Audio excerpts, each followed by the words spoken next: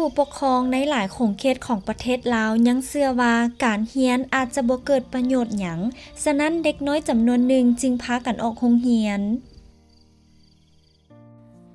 พ่อแม่ที่คิดฮอดเอ่ย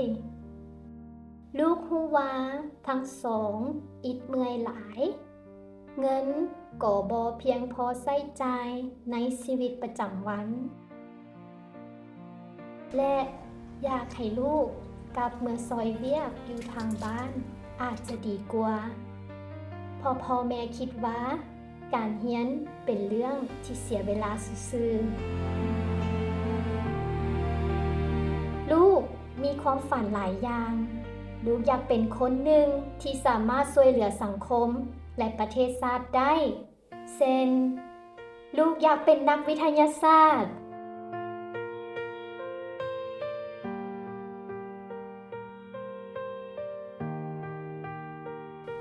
นักวิศวกรและนักประดิษฐ์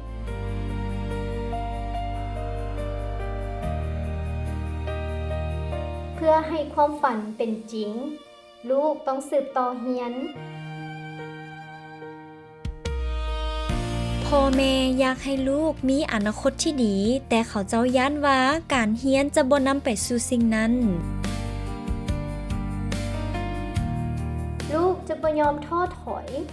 จะพยายามและทุ่มเทใส่การเรียนให้ประสบผลสำเร็จ เพื่อตนเอง ครอบครัว และประเทศชาติหากและคิดฮอดพ่อแม่เสมอ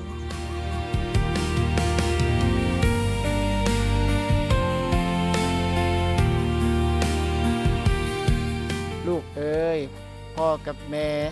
จักส่องเสริญลูกเรียนต่อเด้อ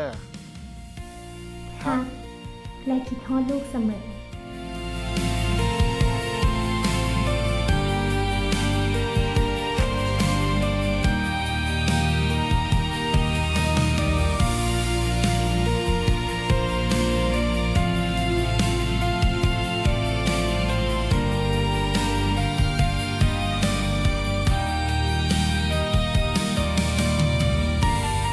การศึกษาอาจบ่ได้รับประกันว่าจะมีเวียกเฮ็ดงานทำที่ดีเสมอไป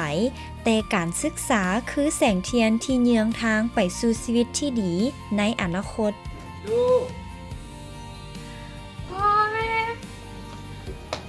สวัสดีลูกการออกโรงเรียนคือการทิ่มความฝัน